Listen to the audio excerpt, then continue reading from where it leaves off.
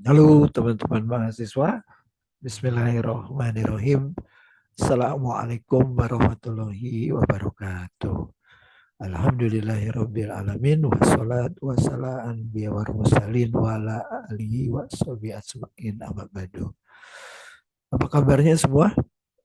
Teman-teman sekalian, hari ini kita sudah masuk di pertemuan kelima ya. Jadi sekali lagi di mata kuliah Logika Algoritma Pemrograman Fakultas Teknologi Informasi Universitas Selatan Samosir.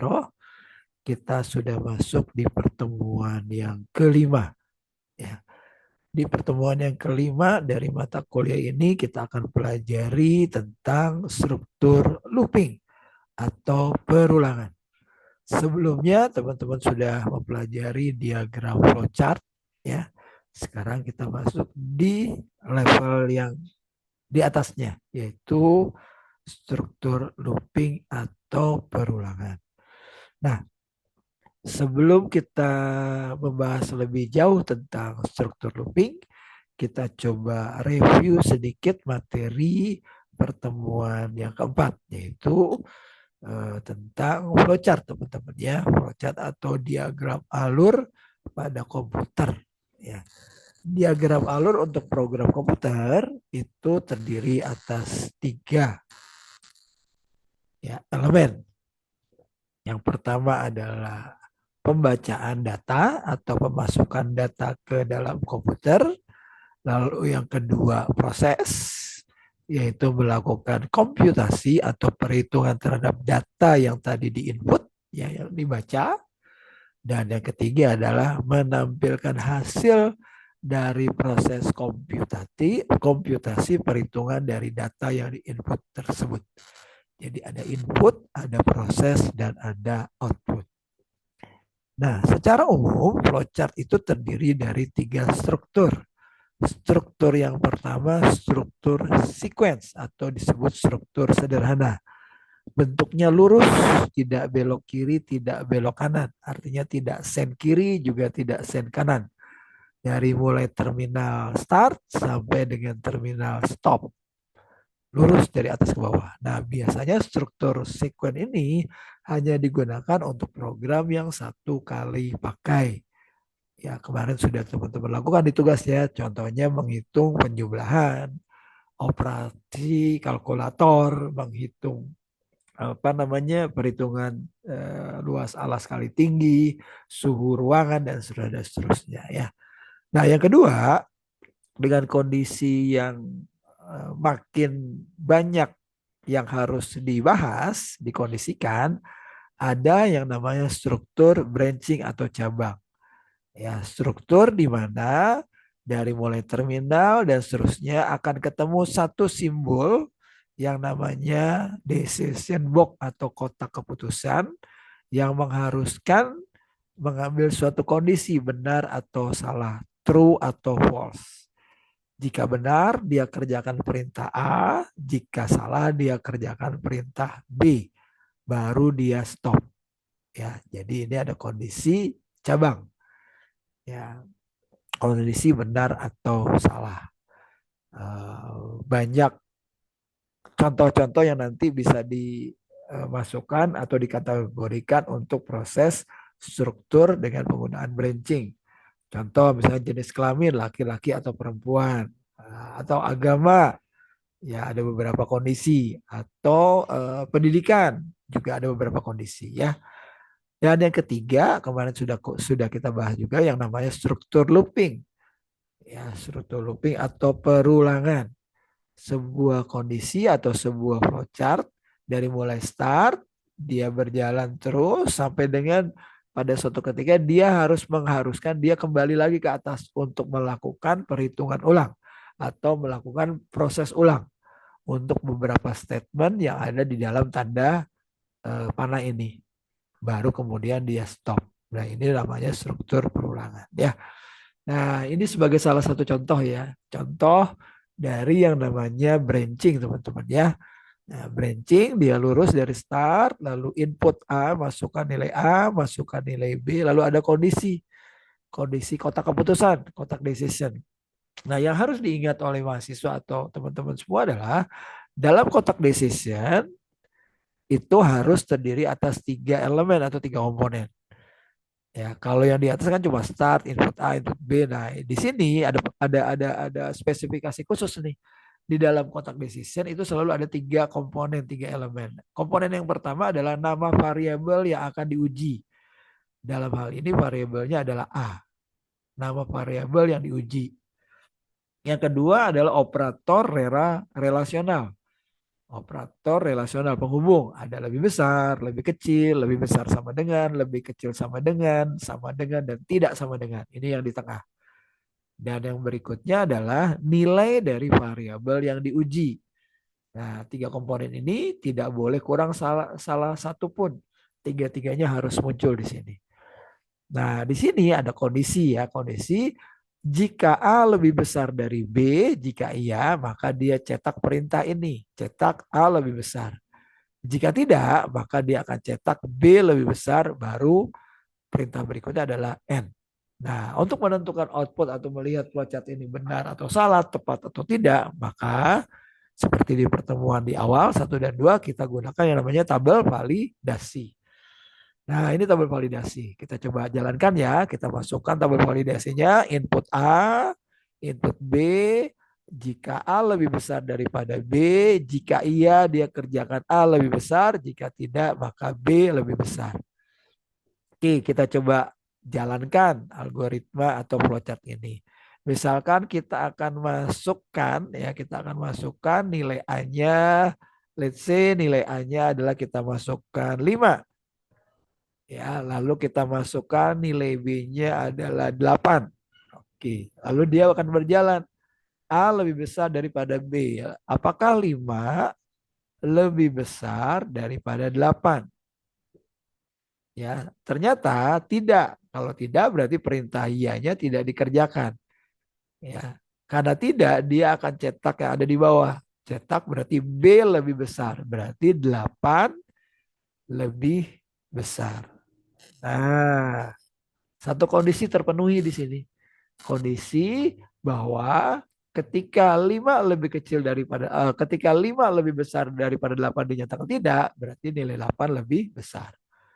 Nah, bagaimana kalau sebaliknya kita coba kerjakan? Inputnya misalkan inputnya adalah 25 A-nya.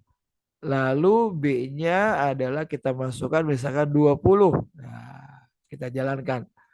Apakah A itu adalah 25, apakah 25 lebih besar daripada 20? Nah, kondisi ini terpenuhi.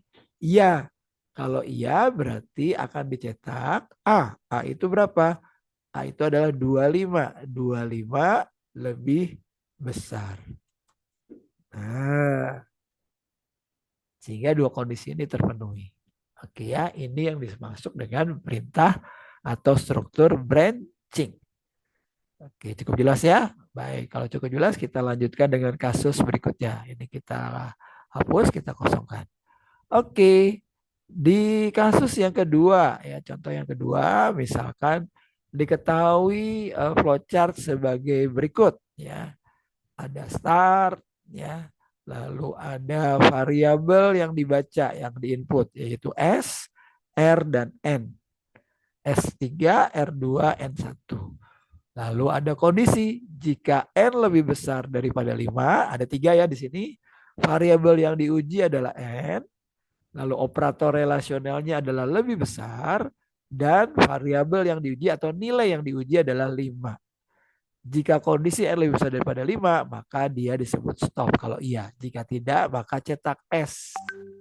Lalu lanjutkan S sama dengan S dikali R, lanjutkan N sama dengan N ditambah 1 dan dia balik ke atas. Nah, di sini ada 2 unsur yang terpenuhi dari flowchart, yaitu branching dan looping. Ya, ini ada branching, ada looping. Looping mengulang kembali ke atas.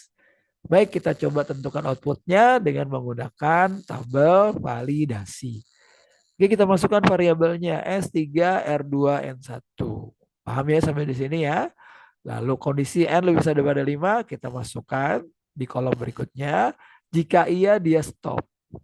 Jika tidak, dia cetak S. Lalu S sama dengan S dikali R. Dan N sama dengan N ditambah 1. Lalu dia looping berikutnya. Oke, kita coba kerjakan di sini ya. Kita coba kerjakan kondisi flowchart tersebut. Misalkan N lebih besar daripada 5. Berapa nilai N-nya? Iya, betul 1. Apakah 1 lebih besar daripada 5? Kan gitu ya. Nah, kondisi ini bagaimana? 1 lebih besar daripada 5. Iya atau tidak? 1 lebih besar daripada 5. Di sini tidak. Berarti iya-nya diabaikan. Lalu kalau tidak dia cetak S. Berapa S yang tercetak? S yang tercetak adalah 3. Ya, S-nya 3 tadi ya. Oke, lalu berikutnya S sama dengan S3 dikali R. R-nya berapa? R-nya 2. Jangan dihitung, komputer yang hitung ya. Lalu dia turun ke bawah, N sama dengan N ditambah 1. Berapa N-nya? 1 ditambah 1. Oke. Oke, sampai di sini dia akan jalan ke atas. Ya, dia akan jalan, dia balik ke atas. Nah, balik ke atas, N-nya menjadi berapa? 2. Ya, apakah 2 lebih besar daripada 5? Ternyata tidak juga. Ya, diabaikan. Berarti kalau tidak cetak S. Berapa S yang dicetak? Bukan 3, tapi 6. Kenapa? Karena S-nya tadi 3 dikali 2. Lalu dia turun lagi ke bawah. S sama dengan berapa S yang baru? Ya, 6 dikali dengan 2. Oke. Lalu dia turun lagi ke bawah. N sama dengan berapa N yang baru? Iya, 2 ditambah 1. Ya, looping balik ke atas. Sekarang N-nya berubah menjadi 3. Apakah 3 lebih besar daripada 5? Ternyata masih tidak. Kalau tidak, berarti perintah Y-nya diabaikan. Lalu dia cetak S. S-nya berapa? S-nya adalah 6 dikali 2, 12. Oke, lalu dia turun ke bawah. S sama dengan 12, variabel terbaru ya, nilai terbaru dari S dikali 2. Lalu turun lagi ke bawah, N sama dengan berapa? Iya, 3 ditambah 1.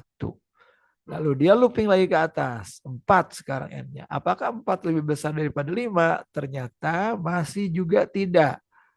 Berarti dia cetak S. S-nya menjadi berapa? 24. Ya. Lalu dia turun lagi ke bawah. Karena dia mau looping, berarti S sekarang sama dengan 24 dikali 2. Sedangkan N sama dengan variabel terbaru N, 4 ditambah 1.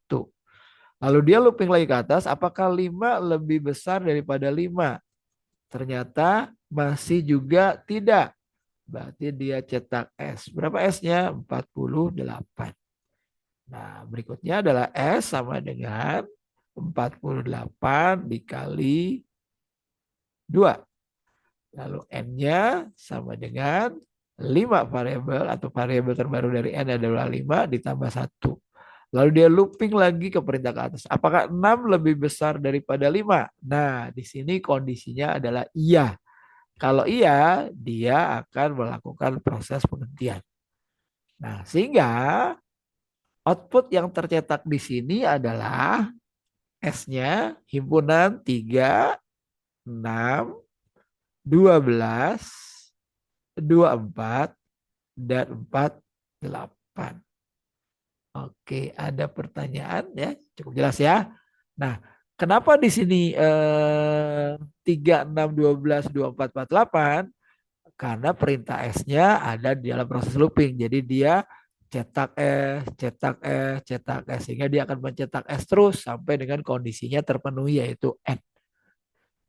Oke, cukup paham ya? Paham ya? Oke, kalau paham kita lanjutkan. Ini kita hapus dulu. Kita lanjutkan dengan kasus berikutnya. Nah, ya kasus berikutnya. Nah, di sini perintah cetaknya sedikit Bapak rubah nih ya. Tadi perintah cetaknya di bawah. Sekarang kalau iya dia cetak baru stop. Kalau tadi kalau tidak dicetak.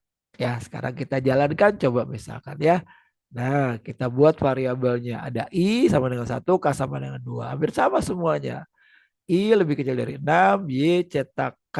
Kalau iya cetak K. Kalau tidak I-nya tambah 2, K-nya tambah 1. Oke, kira-kira apa nih jawabannya ya? Oke, kita jalankan ya. I lebih kecil daripada 6.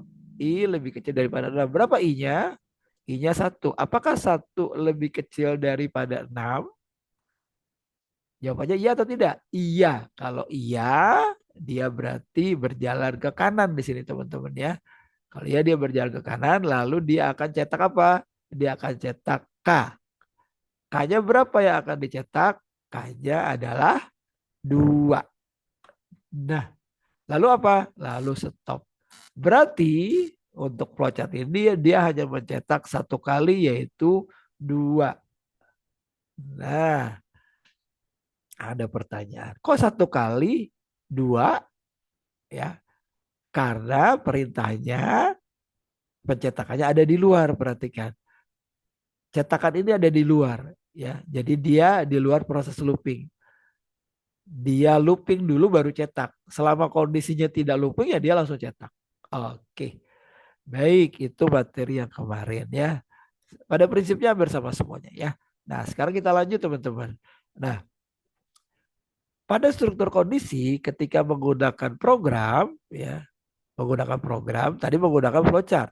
Ketika menggunakan program, perintahnya menjadi if titik titik then titik titik else titik titik. Jadi if itu adalah jika. Lalu di dalam kotak itu ada komponennya ada 3 kan. Nah di sini jika titik titik lebih besar di titik, jika iya dia kerjakan then, jika salah dia kerjakan else. Perintah yang pertama atau boleh juga pakai case. Kita coba if dulu ya. If P then write lulus. Jadi kalau P maka cetak lulus. Jika else, jika tidak maka cetak gagal. Oke, jika P sama dengan false.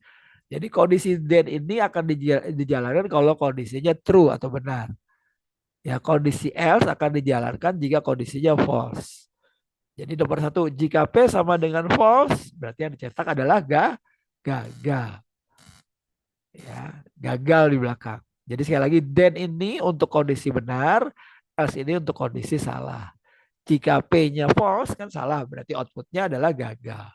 Jika P-nya true, nah kalau true yang dicetak then berarti lu lulus. Oke, nomor 1 ya.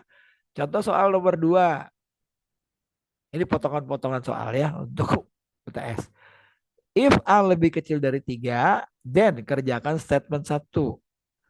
Artinya statement 1 dikerjakan jika A-nya lebih kecil daripada 3, jika benar. Else itu jika tidak, jika salah. Jika A lebih kecil daripada 3, lebih kecil dari 3 ternyata tidak, berarti dia statementnya yang dikerjakan statement 2. Nah, pertanyaannya, jika A-nya diberi harga 3, maka statement yang dijalankan yang mana? 3 lebih kecil daripada 3, benar atau salah? Salah, ya berarti yang dikerjakan adalah statement 2. Nah, yang A jawabannya statement 2. Nah, bagaimana kalau A-nya diberi harga 1? 1 lebih kecil daripada 3. Betul, berarti yang dikerjakan adalah statement 1. Oke, jawabannya A adalah statement 2. Kenapa statement 2? Karena kondisinya salah. Soal nomor B yang dikerjakan adalah statement 2. Kenapa? Karena kondisinya soal B yang dikerjakan adalah statement 1 karena kondisinya adalah benar. Oke, bagaimana soal nomor 3?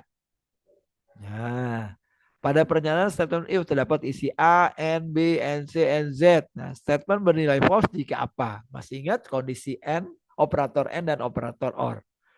Statement false akan bernilai jika salah satunya adalah false. Ya. Statement true akan menghasilkan true jika semuanya true. Oke, lanjut teman-teman semua. Soal nomor 4. Nah, ya. Perintah if ya, bisa juga digantikan dengan case. Ini ada begin, ada end. Begin itu mulai. Case start, case t-shirt off. Untuk t-shirt ukuran S harganya 15.000. Untuk t-shirt ukuran M harganya 25.000. Untuk t-shirt ukuran L harganya 35.000. Kalau pakai if-nya ada dua. If t-shirt sama dengan S, harga sekian. If t-shirt sama dengan M, harganya sekian. If this else, harga 35.000. Nah, perintah if bisa diganti dengan perintah case. Jadi bayar sama dengan 10 kali harga. Right cetak dibayar sama dengan L. Jika t-shirtnya adalah L, maka outputnya berapa? L 35.000 dikali 10. Nah, simple ya. Ini case ini untuk pengganti perintah if. Berikutnya case. Nah, case of A. Kasus untuk A. Kalau A 0 cetak Unilang. Kalau B5 cetak kampusnya. Nah, N case. Jika A adalah 5. Kalau A-nya dikasih 5. Berarti outputnya apa? Silahkan dipikirkan. Lanjut teman-teman semua. Nah, kita sekarang masuk ke proses looping. Walaupun tidak secara langsung tadi di proses branching kita sudah belajar looping ya. Looping adalah pemutaran kembali terjadi ketika mengalihkan arus diagram alur kembali ke atas sehingga beberapa alur berulang beberapa kali. Nah, misalkan ini A diberi harga 1, variabel A diberi harga 1, lalu variabel A berubah harga ditambah 1. Lalu variabel B diberi harga A dikali A cetak B. Nah, setelah cetak B dia nggak berhenti, dia balik lagi ke atas. Nah, dia ngulang lagi ke atas. Nah, itu looping ya. Misalkan kita coba praktekkan ya. Misalkan A diberi harga 1 misalkan ya. A diberi harga 1, A-nya berarti 1. Nah, berarti A sama dengan A ditambah 1. Berarti A sama dengan 1 ditambah 1. Betul. Lalu ke bawah berarti B gimana? B sama dengan A-nya berapa? 1. Salah dong. A-nya 2. Karena 1 A-nya yang tadi 1 sudah ditambah 1. Berarti 2 dikali A-nya berapa? 1. Bukan 2 tetap. Ya, karena A sudah berubah jadi 2. Cetak B berarti cetak berapa? 4. Nah, dia balik lagi ke atas. Baliknya bukan di A sama dengan 1, tapi A sama dengan, nah di sini. Ya, A sama dengan berapa? Tadinya 2 ditambah 1. Nah, lalu turun lagi ke bawah, B sama dengan berapa aja? 3 dikali 3. Lalu dia cetak berapa? B. B-nya berapa? 9. Nah, dia looping lagi ke atas. A-nya berapa? A sama dengan ya 3 ditambah 1. Lalu B sama dengan berapa? Ya 4 dikali B-nya 4. Cetak B 16. Nah, dan dia nggak berhenti. Dia nambah lagi ke atas. Naik lagi ke atas. A sama dengan berapa? Iya 3 tambah 1 jadi 4. 4 ditambah 1 sekarang. Oke. B-nya menjadi berapa? B sama dengan A dikali A. 5 dikali 5. Dia cetak lagi 25. Oke. Ini dan seterusnya. Tidak pernah berhenti. Kenapa? Karena tidak ada perintah end. Ya, tidak ada perintah stopnya di sini. Nah, ini contoh dari looping teman-teman semua ya. Cukup jelas ya? Oke, kalau cukup jelas kita lanjutkan dengan beberapa contoh soal atau kasus berikut ini. Ya, kita lanjutkan. Nah, mana ya slide-nya? Oke. Nah, misalkan ada kondisi seperti ini. Nah, ada flowchart. Flowchartnya bentuknya seperti ini. Mulai ya, X diberi harga 1. Lalu jika X lebih kecil daripada 5, jika tidak selesai. Jika iya, cetak algoritma. Lalu X sama dengan X ditambah 1. Lalu dia looping lagi naik ke atas. Nah, ini looping ya. Kita coba lihat berapa kali algoritma ini akan tercetak. Ya, kita buat tabel validasi. Oke, kita coba prosesnya. Di sini ada X sama dengan 1. Lalu X lebih kecil sama dengan 5. Dan seterusnya. Kita lihat sekarang. Kita coba jalankan misalkan. X diberi harga 1. Berarti di sini 1. Lalu X-nya berapa? 1. Apakah lebih kecil sama dengan 5? Ya, 1 apakah lebih kecil sama dengan 5? Ternyata iya. Kalau iya berarti dia akan cetak 1 kali. Algoritma dia cetak. Oke, dia cetak algoritma 1 kali. Lalu berikutnya apa? Berikutnya dia turun ke bawah. X sama dengan X ditambah 1. Berapa nilai X tadi? Ya, 1 ditambah 1. Lalu dia stop nggak? Enggak, dia nggak stop. Dia naik lagi ke atas. Nah, sekarang di atas dia berputar ke 2. Apakah 2 X-nya berubah? 2 lebih kecil sama dengan 5. Kalau iya, maka dia cetak lagi algoritma. Nah, setelah itu X sama dengan dia turun ke bawah 2 ditambah 1. Ya, berhenti nggak? Ya enggak, dia putar balik ke atas, looping lagi. Putar balik sekarang X-nya menjadi berapa? 3. 3 lebih kecil sama dengan 5. Iya. Kalau iya dia cetak lagi algoritma. Nah, lalu dia turun ke bawah, X sama dengan 3 ditambah 1. Ini namanya algoritma. Belajar melangkah ya, langkah-langkahnya. Berapa X-nya? Berarti menjadi 4.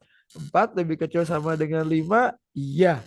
Berarti dia cetak kembali yang namanya tadi apa? Algoritma. Nah, lalu dia ke bawah lagi, X sama dengan berputar lagi 4 ditambah 1. Nah, dia naik lagi ke atas. Apakah 5 lebih kecil sama dengan 5? Bagaimana? Iya, berarti dia cetak lagi algoritma. Nah, lalu dia turun lagi ke bawah, X-nya berapa? X sama dengan 5 ditambah 1. Nah, sekarang dia naik lagi ke atas. 6 apakah lebih kecil sama dengan 5? Dan ternyata tidak. Kalau tidak, dia lakukan yang namanya stop. Nah, berarti flowchart ini akan mencetak algoritma sebanyak berapa kali?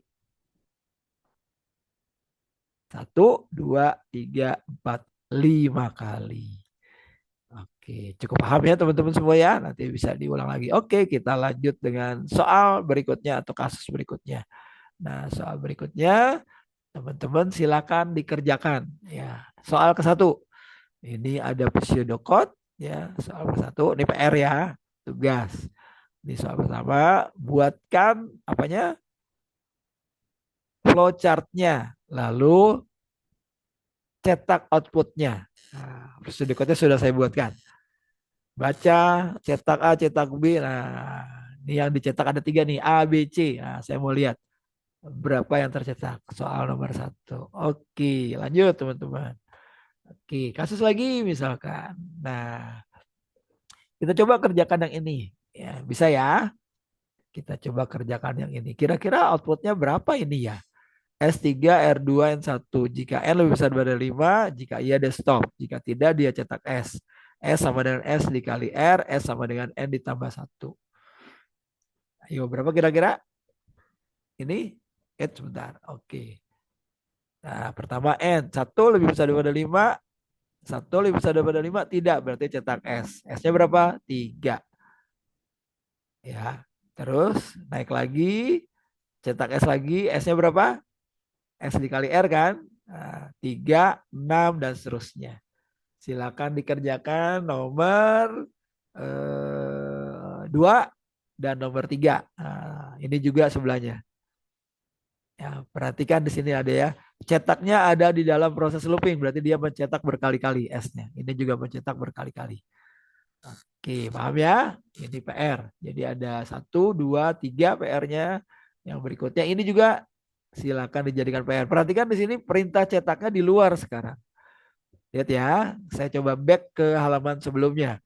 Nah, perintah cetak ini ada di dalam looping. Ini juga ada di dalam looping.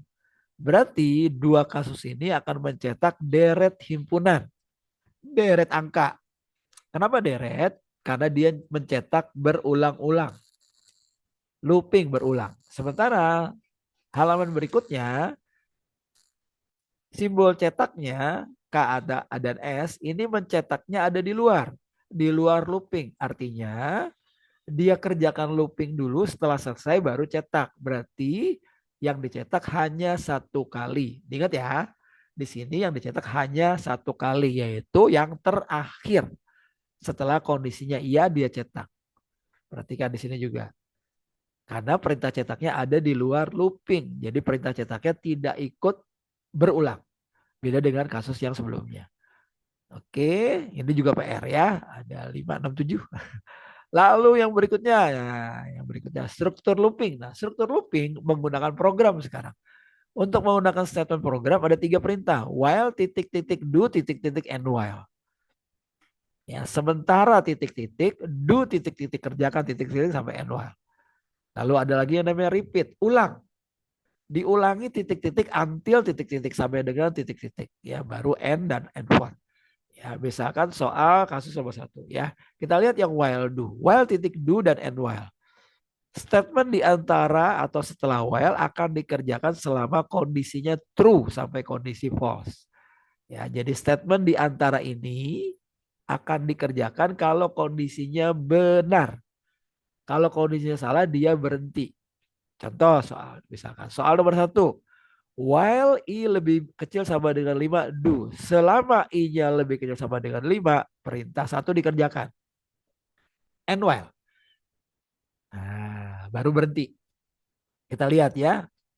Nomor 1 nih, nomor 1 belum PR nih ya. Kalau I-nya dikasih 5, 5 sama dengan 5. 5 sama dengan 5, kondisinya benar atau salah? Benar atau salah? 5 sama dengan 5. Benar. 5 sama dengan 5 selama benar, berarti perintah 1 akan dikerjakan.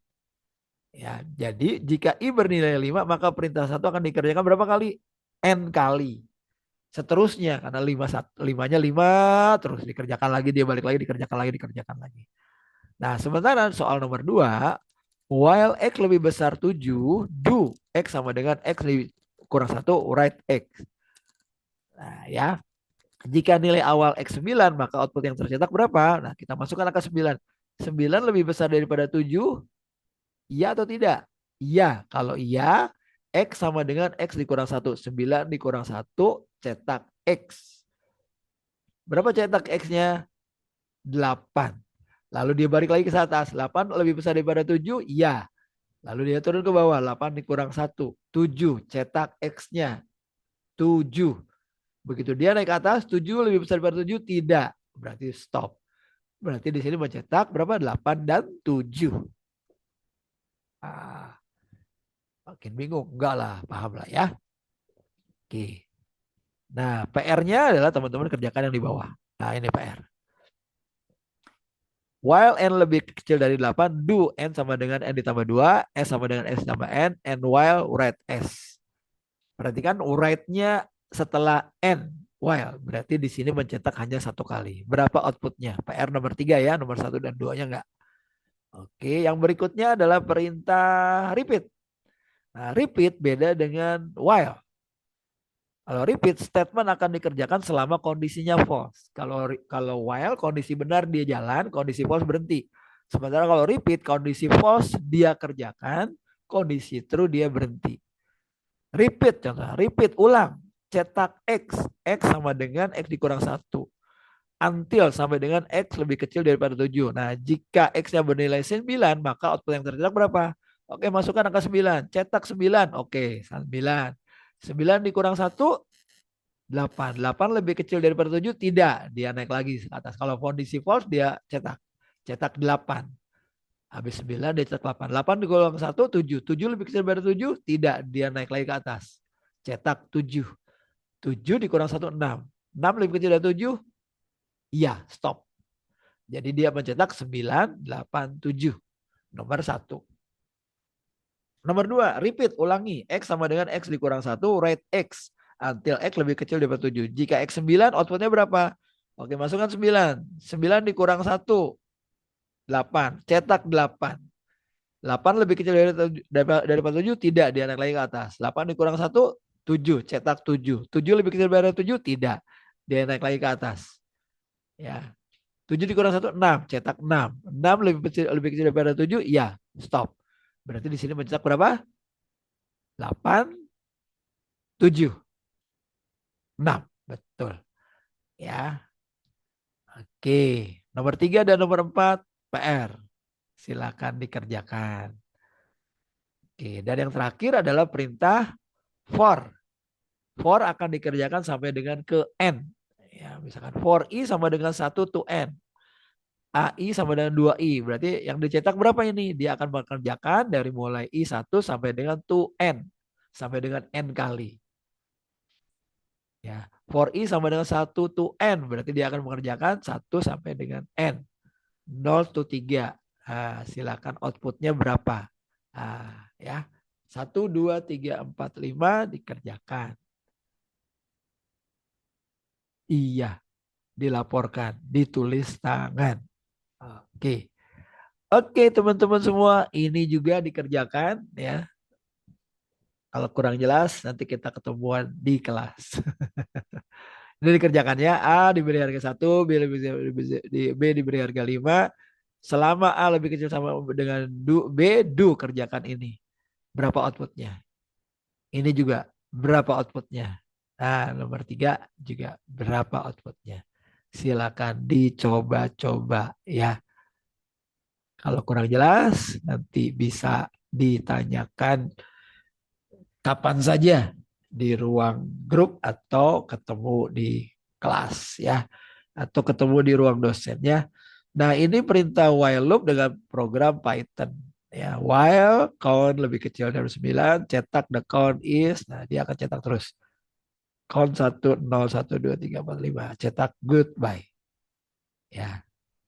Teknisnya bersama dengan yang sudah disampaikan tadi di materi. Ini for loop, ya. Tadi ada while, ini ada for. Ya, pada program Python. Ini ada program nested loop. Nested loop itu ada if di dalam if, ada while di dalam while.